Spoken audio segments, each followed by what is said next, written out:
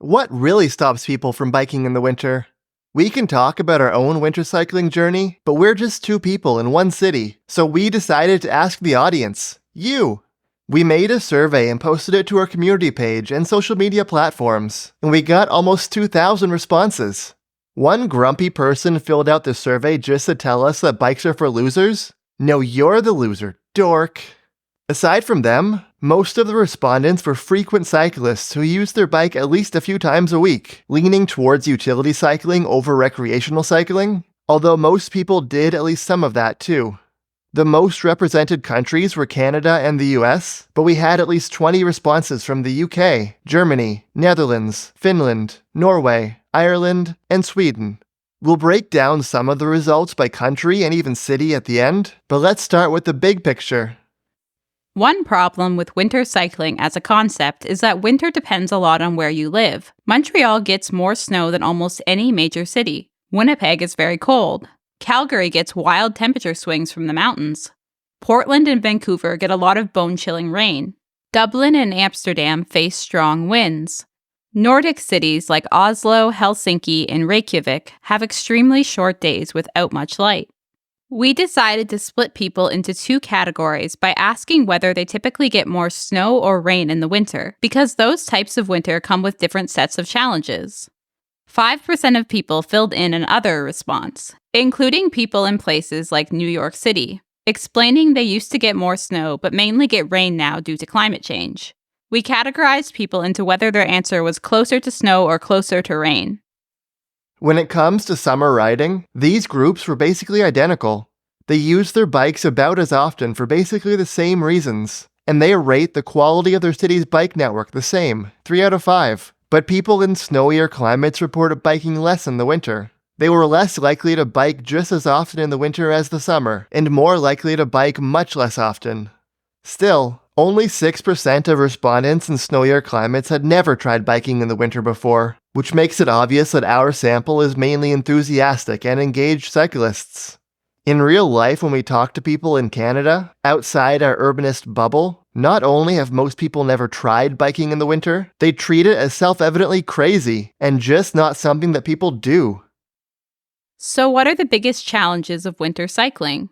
We gave 6 options and let people select up to 3. For people with snowier winters, the number one answer by far was snow and ice. About 80% of people pick this as a barrier, about double the second place option, cold temperatures. This isn't surprising. The way we describe it, things like cold can be a challenge, but snow and ice on the bike path are more likely to be a deal breaker.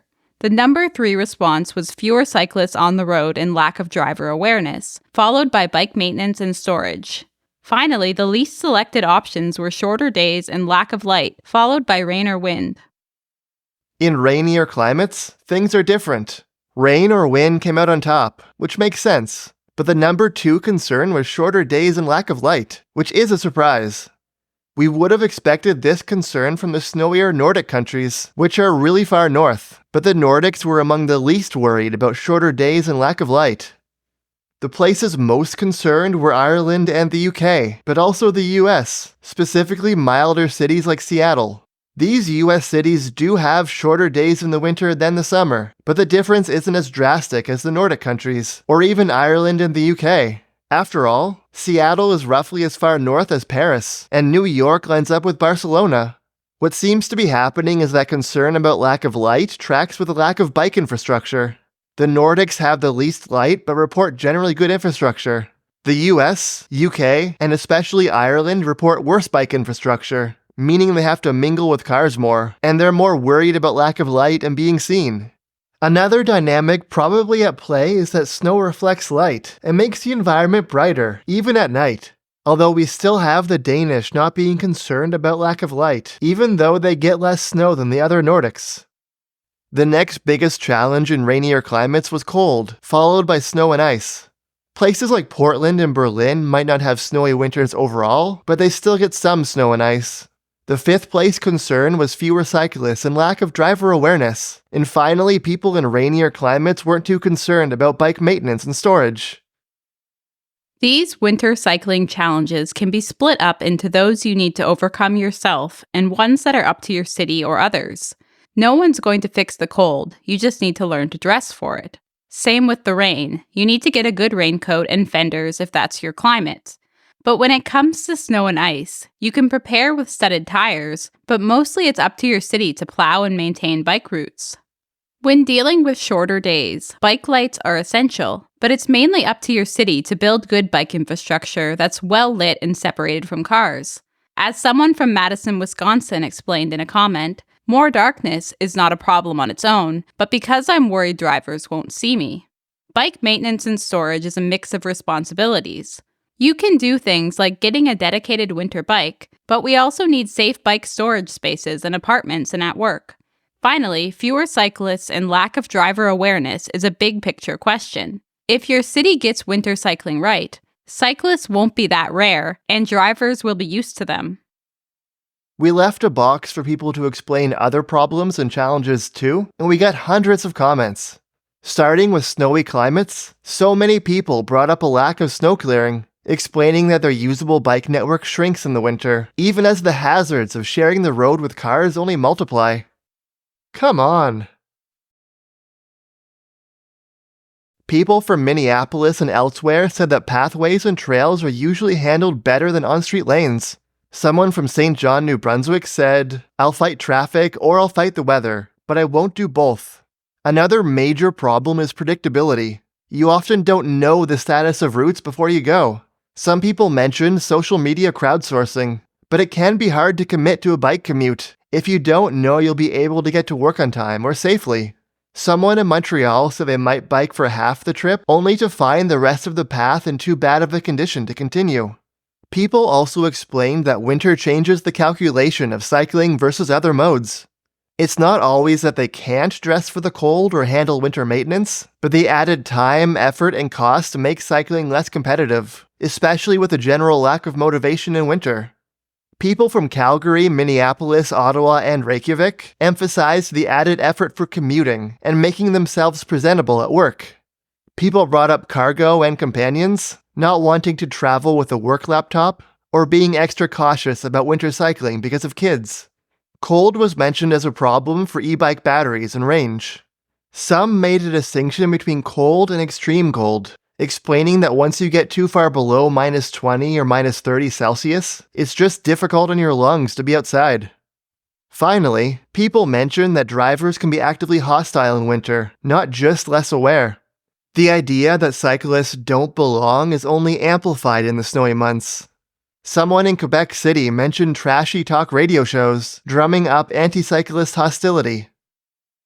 People in rainier climates still get snow and ice sometimes, so they had many of the same complaints about snow clearing, with the added problem that their cities are less prepared for snow. But people with less snowy winters also kept coming back to other hazards in the bike lane, like slippery leaves and mud, or nails in glass that can cause flat tires and are harder to see in the low light of winter. We also got people to rate their local bike networks out of 5 in ideal summer conditions. The 2 countries scoring the highest were Denmark and the Netherlands, at 5 out of 5. One level down at 4 out of 5, we have the other Nordic countries, Iceland, Norway, Sweden, and Finland, followed by France and, surprisingly to us, Canada.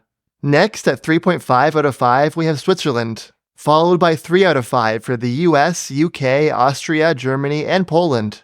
Finally, at 2 out of 5, we have Ireland, whose residents reported the lowest level of satisfaction with their bike infrastructure of any country with more than 10 responses. We also asked people to rate their winter bike clearing, and the results weren't very positive. The 2 best countries were Sweden and the Netherlands, at 4 out of 5. Next, at 3 out of 5, we have Denmark, Norway, Switzerland, and Finland. At 2 out of 5, we have Canada, Iceland, the US, the UK, Germany, and Poland. Finally, at 1 out of 5 for snow clearing, we have France and Ireland. Our data on individual cities isn't as reliable, but of the cities with at least 5 responses, only 2 scored 5 out of 5 on snow removal: Nijmegen in the Netherlands and Oulu in Finland.